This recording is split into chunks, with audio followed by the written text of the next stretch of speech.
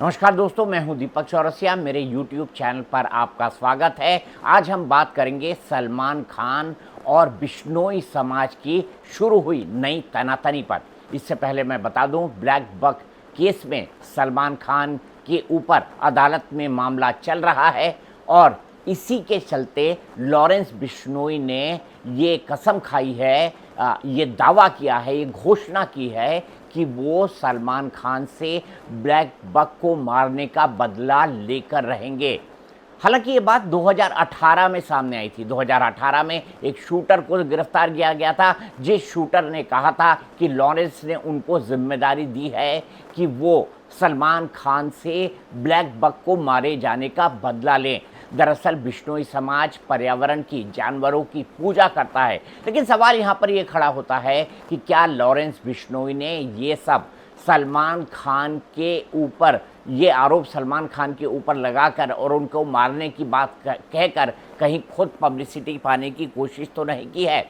बिश्नोई समाज के लोग इस बारे में मानते हैं कि लॉरेंस ने जो कुछ किया है वो समाज के नियम कानूनों के चलते किया है। कल हमने आपको बताया था कि बीकानेर के एक मंदिर में, जहां पर उनके गुरु 550 साल पहले जिन्होंने वहां पर समाधि ली थी, गुरु भगवान ने वो पर्यावरण का संदेश और ये ग्लोबल वार्मिंग है इसकी बात 550 साल पहले करके चले गए थे। बिश्नोई समाज पेड़ों, पर्यावरण और वन्य जीवों को बचाने के लिए लगातार काम करता रहता है और इसमें उनके 365 से ज़्यादा लोगों ने पेड़ों को बचाते हुए अपनी जान दी है और वो शहीद हुए हैं।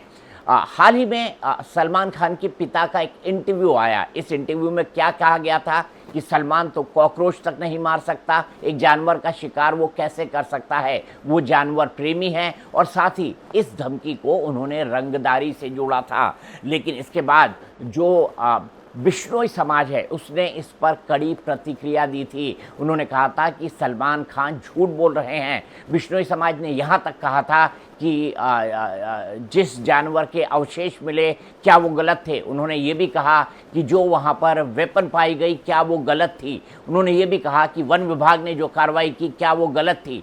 सलमान खान को इस सिलसिले में जेल में रहना पड़ा और समय समय पर जो है वो अदालतों के चक्कर अभी भी काट रहे हैं, क्या वो गलत था?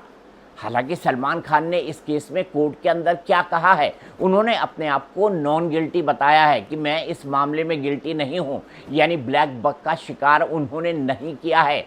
अब क्या ऐसे में सलमान जब एक बार कोर्ट के अंदर बोल चुके हैं कि उन्होंने ब्लैक बक का शिकार ही नहीं किया और वो जाकर उनके सबसे बड़े बिश्नोई समाज के सबसे बड़े तीर्थ स्थल पर माफ़ी मांग लेते हैं, तो लॉरेंस से लेकर बिश्नोई समाज क्या उनको माफ़ कर देगा? ये बड़ा ग्रे एरिया है। पहली बात तो अगर सलमान खान जाते हैं उस मंदिर के अंदर और माफ़ी मांगते हैं तो ये उनका एडमिशन ऑफ गिल्ट होगा। क्या एडमिशन ऑफ गिल्ट इसलिए होगा कि उन्होंने ब्लैक बक को मारा है और इसी के लिए वो माफ़ी मांगने जा रहे हैं? ये कोर्ट के अंदर दिए उनके बयान और हलफनामे और जो उन्होंने नॉन गिल्टी प्लीड किया है उसके खिलाफ जाएगा। तो मुझे तो इस बात में कोई संभावना नहीं दिखाई देती थी कि ऐसी कोई बात हो। हालांकि बीजेपी के एक सांसद हरनाथ यादव ने ये कहा था कि सलमान खान को समाज से माफ़ी मांगने की कोशिश करनी चाहिए। बिग बॉस में गए एक वकील सदावर्ते ने भी कहा था कि मैं दोनों के बीच मीडिएट कर सकता हूं। लेकिन अब इस संभावना से पूरी तरह इनकार किया जा रहा है। सलमान खान के निकट के लोग बोलते हैं कि जब उन्होंने कोई गलती की ही नहीं तो वो माफ़ी किस बात की मांगे। इस बात को लेकर भी झमेला है कि सलमान ने आर्म्स एक्ट को लेकर जो एफिडेविट हाई कोर्ट के अंदर दिया है वो सही है या नहीं, इस पर भी अभी सुनवाई चल रही है। साथ ही साथ हम आपको ये भी बताएंगे कि आखिर लॉरेंस बिश्नोई इतना बड़ा कैसे बना। खबरें ये अभी आ रही है कि बाबा सिद्दीकी की हत्या में लॉरेंस बिश्नोई का हाथ है और ये एक कॉन्ट्रैक्ट किलिंग है। इसके कई इंडिकेशंस और इसके कई सबूत भी मिले हैं।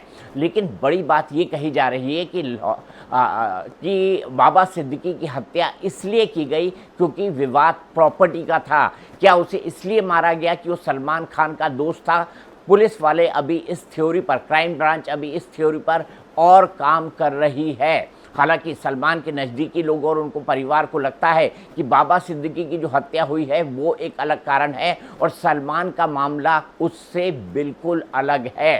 खबरों के हिसाब से ये बताया जा रहा है कि सलमान खान के परिवार को लेकर आजकल बेहद सुरक्षा और एहतियात बरती जा रही है। उनके घर और उनके फार्म हाउस, जो फार्म हाउस उनका पनवेल में है, उन दोनों पर आर्टिफिशियली इंटेलिजेंस की मदद से पहचाने जाने वाले जो सीसीटीवी कैमरे होते हैं उससे नज़र रखी जा रही है। इन सीसीटीवी कैमरे के जरिए अगर कोई व्यक्ति अनाधिकृत प्रवेश की चेष्टा करता है या घर के आसपास की रैकी भी करता है तो उसकी चित्रें आ जाएंगी, उसकी पिक्चर्स आ जाएंगी और आर्टिफिशियल इंटेलिजेंस की मदद से जो लॉरेंस के नोन 700 गुर्गे हैं उनमें से उसको ढूंढा जा सकेगा।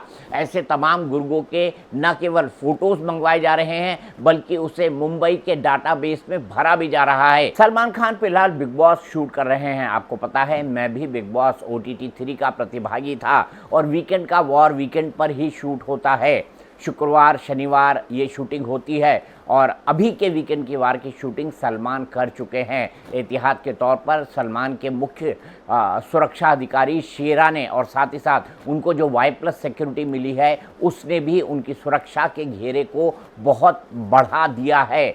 मनाया जा रहा है कि सलमान खान के साथ अब लगभग 60 गार्ड्स एक साथ होते हैं और चारों तरफ की निगरानी की जा रही है। वैसे मुझे समझ ये नहीं पड़ता कि एक नून गैंगस्टर इस तरह की हत्या की धमकी देकर जेल के अंदर बैठा है और उसके चलते किसी व्यक्ति को जो है इस तरह की तकलीफ़ों का सामना करना पड़ रहा है। सलमान खान और उनका परिवार एहतियात बरत रहा है, लेकिन सवाल यहाँ पर खड़ा होता है कि इस पूरे मामले में हीरो कौन है और विलेन कौन। बिश्नोई समाज की अगर माने तो उनका ये कहना है कि सलमान खान को इस मुद्दे पर न केवल सज़ा मिलेगी बल्कि वो इसको इस हद तक प्रूव करने के लिए जाएंगे कि उनका पूरा का पूरा इन्वॉल्वमेंट इस मामले में है।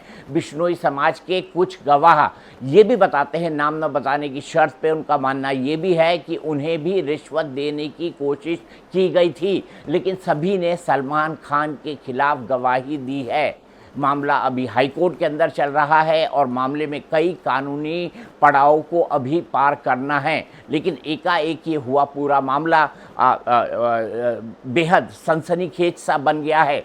मैंने सोचा था कि मैं आज जब आपको बताऊंगा तो लॉरेंस बिश्नोई की पूरी क्राइम कुंडली को भी आपके सामने रखूंगा। लॉरेंस बिश्नोई क्राइम की दुनिया में कोई नया आया है ऐसा नहीं है। लॉरेंस बिश्नोई अभी अहमदाबाद की साबरमती जेल के अंदर, जिसको सॉलिटरी कन्फाइनमेंट बोला जाता है, यानी किसी से बात करने की, किसी से मिलने की, कोई टेलीफोन इस्तेमाल करने की इजाज़त ना हो, ऐसी सज़ा काट रहा है। और इस सज़ा के काटने के दौरान कोई उससे मिल नहीं पाता है। उसे 1 साल तक साबरमती जेल में ये सज़ा काटनी थी। 2023 को उसको साबरमती जेल में भेजा गया था। ये 1 साल पूरा हो गया है। अब लॉरेंस बिश्नोई को कहाँ शिफ्ट किया जाएगा, ये भी एक बड़ा सवाल है। लॉरेंस बिश्नोई का कनेक्शन गोल्डी बरार से है और गोल्डी बरार का एक कनेक्शन तब से है जब लॉरेंस और गोल्डी साथ में पढ़ा करते थे। तो ये जो बॉन्ड है और गोल्डी बरार का देश के बाहर रहकर बैठना और कनाडा और कभी अमेरिका से गैंग को चलाना, ये बताता है कि उनका गैंग अभी भी एक्टिव है और जिसमें 600 से 700 शूटर्स रिक्रूट करके रखे गए हैं। लेकिन सवाल एक बार फिर से आ जाता है कि अब क्या सलमान खान और बिश्नोई समाज के बीच किसी भी तरह की बातचीत या कोई पैचअप की संभावना है? नहीं है, बिल्कुल नहीं है। इस बात के न केवल संकेत मिल चुके हैं बल्कि आने वाले समय में अगर कोई बयानबाजी इस मसले पर और होती है तो निसंदेह बिश्नोई समाज सलमान खान और उनके परिवार को लेकर आक्रामक रहेगा। इस मसले पर जो भी रिपोर्ट है हम आपको बताएंगे, हम आपको समझाएंगे। इनफैक्ट आज फ्राइडे है और आज ही शनिवार की वार की शूटिंग होती है, तो आज सलमान शूटिंग कर रहे होंगे ऐसा मैं मानता हूं। लेकिन ये भी देखना दिलचस्प है कि एक नोन क्रिमिनल एक इतने बड़े स्टार को धमकी देता है और धमकी देने के बाद वो कुछ निशानियां भी छोड़ता है। क्या कानून और व्यवस्था इतनी पंगु है कि एक नोन क्रिमिनल के धमकी पर भी हमारी सिक्योरिटी फोर्सेस ठीक से काम ना कर पाएँ और उसकी जड़ तक नहीं पहुंच पाएँ? ये सवाल भी खड़ा होता है, ये सवाल भी बनता है। और क्या लॉरेंस ने ये धमकी इसलिए दी है ताकि उसका नाम बड़ा हो, ताकि उसका काम बड़ा हो, ताकि उसकी दहशत बढ़ी? और क्या ये सिर्फ रंगदारी का मामला है? इस मामले पर हम बात लगातार करते रहेंगे। वैसे मैं कल आपको बता दूं रंगदारी का मामला है क्यों, 5 करोड़ की बात कल आई थी। ट्रैफिक पुलिस को एक मैसेज भेजा गया था और ट्रैफिक पुलिस में जो संदेश आया था उसने यही कहा था कि मैं लॉरेंस बिश्नोई का गुर्गा हूं, हम सलमान खान पर आक्रमण करेंगे, उसका बाबा सिद्दीकी से भी बुरा अंजाम होगा, कुछ इस तरह के शब्दों का इस्तेमाल हुआ था और अंत में सलमान खान से 5 करोड़ रुपए मांगे गए थे। तो क्या ये रंगदारी के लिए किया जा रहा है? और रंगदारी के लिए अगर नहीं किया जा रहा है तो रंगदारी इसमें क्यों जुड़ रही है, ये भी एक बड़ी बात है। लॉरेंस बिश्नोई के बारे में कहा जाता है कि वो दिल्ली, उत्तर भारत और देश के अन्य इलाकों से बड़े लोगों को धमकी देकर अच्छी खासी रंगदारी वसूलता है और ये रंगदारी उसके गुर्गों तक कनाडा और अमेरिका में पहुंचती है। ऐसे में इस सिंडिकेट और इस नेटवर्क को तोड़ना भी जो हमारी सिक्योरिटी फोर्सेस हैं उनके लिए बेहद ज़रूरी है। जेल में बैठा हुआ एक गुनहगार, जेल में बैठा हुआ एक गैंगस्टर किस तरीके से ऐसी चीज़ों को अंजाम दे रहा है, ये हमारी सिक्योरिटी फोर्सेस और उनकी फंक्शनिंग पर भी सवाल खड़े करती हैं। मुझे उम्मीद है कि भारत की जो सिक्योरिटी फोर्सेस है वो किसी भी तरह के ऑर्गेनाइज्ड क्राइम से निपटने में सक्षम हैं और लॉरेंस बिश्नोई गैंग और उससे जुड़े हुए लोगों का जल्दी ही खात्मा करेंगी। लेकिन इस पूरे मसले पर क्या विवाद है, क्या नई बयानबाजी है और क्या क्या लोग कह रहे हैं इससे जुड़े हुए, इस पर हम लगातार मेरे YouTube चैनल पर बात करते रहेंगे।